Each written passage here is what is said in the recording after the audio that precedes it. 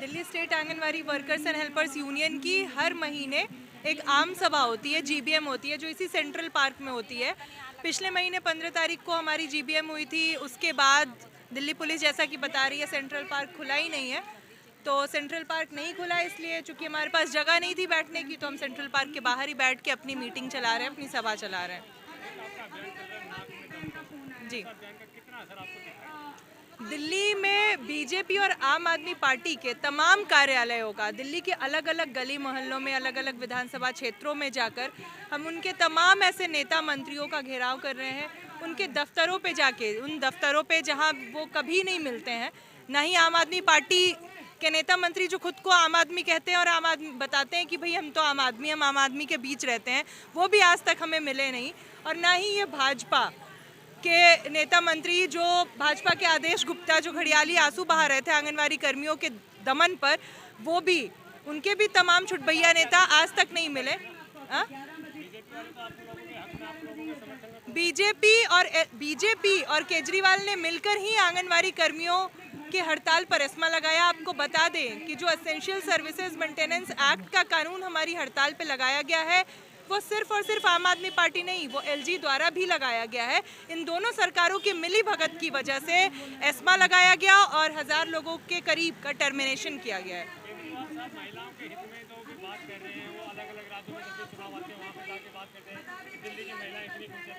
आप पंजाब में ही देख लीजिए, महीने भर से अधिक हो गए इनकी सरकार को बने हुए। पंजाब की महिलाओं से, पंजाब की जनता से जो इन्होंने वायदे किए थे, वो कहाँ तक अभी जमीन पे उतरे हैं?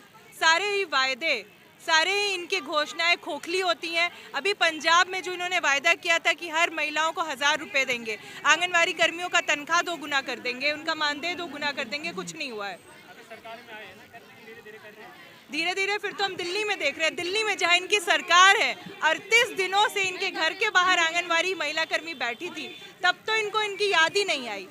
ये अपना जायज हक मांग रही थी। आज 4500 और 9500 में केजरीवाल जी अपना गुजारा करके दिखाएं। दिल्ली की 22,000 आंगनवाड़ी महिला कर्मी 4500 और 9500 में इनके लिए बेगार खटती हैं।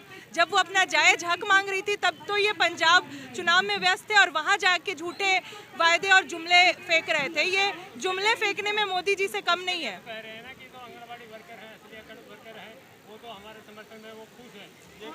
अगर आंगनवाड़ी खुश है, आंगनवाड़ी वर्कर्स, तो आप देख लीजिए दिल्ली की सड़कों पे 8 मार्च को और उससे पहले लगातार ही जो हजारों का हुजूम उतरा है, वो कौन था आखिर?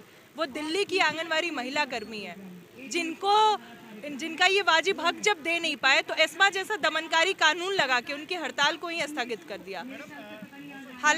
जी, कोर्ट में, जैसा कि आपको बता भी दे, कोर्ट में पिछले 1 महीने में लगातार हमें कई तारीखें मिली। हमारे मसले पे काफ़ी सुनवाई हो रही है और आने वाली 22 तारीख को फिर से एक डेट पड़ी है जिसपे अब दोनों पक्षों, जिसमें सरकार के पक्ष के पास कहने के लिए कुछ नहीं है, क्योंकि आज हम भी जानते हैं और दिल्ली की जनता भी जानती है कि हम जो 22,000 लोग बैठे थे, वो अपने मानदेय बढ़ोतरी के लिए, अपने जायज हक के लिए बैठे थे और सिर्फ अपने हक मांगने की वजह से सरकार ने हमें काम से निकाला है। तो हम ये उम्मीद करते हैं कि इस देश की न्यायपालिका अगर निष्पक्ष है, अगर सही में वो मजदूरों, मेहनतकशों की बात करती है, उनका पक्ष रखती है, तो वो हमारे हक में फैसला देगी। अगर हमारे हक में फैसला नहीं होता है तो हम एस्मा के कानून को तोड़ते हुए फिर से हड़ताल पे जाएंगे। जब तक ये टर्मिनेशन रद्द नहीं होते हैं, तब तक हमारी हड़ताल, हमारा आंदोलन जारी रहेगा। वो बहुत कारगर साबित हो रहा है। आए दिन तमाम भाजपा के ऐसे जो गुंडे हैं, आम आदमी पार्टी के गुंडे हैं, वो हमें फ़ोन करके और डराते धमकाते हैं। ये उनकी बौखलाहट का परिचय है।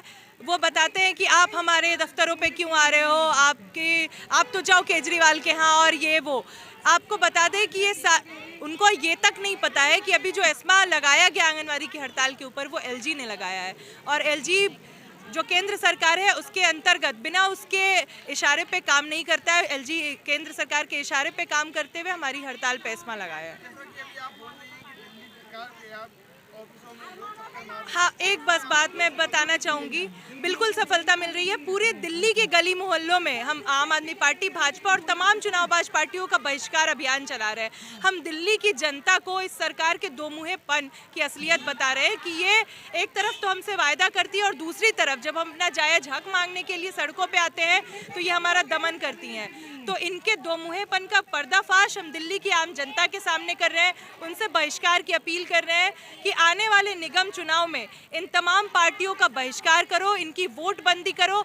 ना सिर्फ आंगनवाड़ी कर्मी इन पार्टियों का वोट बंदी करेंगी, बल्कि इनके घर के, इनके परिवार के लोग, इनके रिश्तेदार भी इन पार्टियों की असलियत को जानते हुए इनका बहिष्कार करेंगी।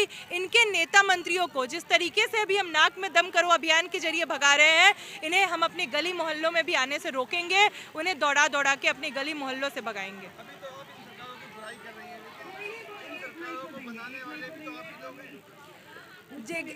अभी आज जो दिल्ली की मजदूर मेहनतकश जनता है उनके पास कोई विकल्प नहीं था, लेकिन आने वाले दिनों में दिल्ली की जनता, दिल्ली के जो मजदूर मेहनतकश है वो अपना विकल्प भी खड़ा करेंगे। इन तमाम चुनावबाज पार्टियों के बरक्स मजदूरों मेहनतकशों की सत्ता, उनकी सरकार भी बनाएंगे।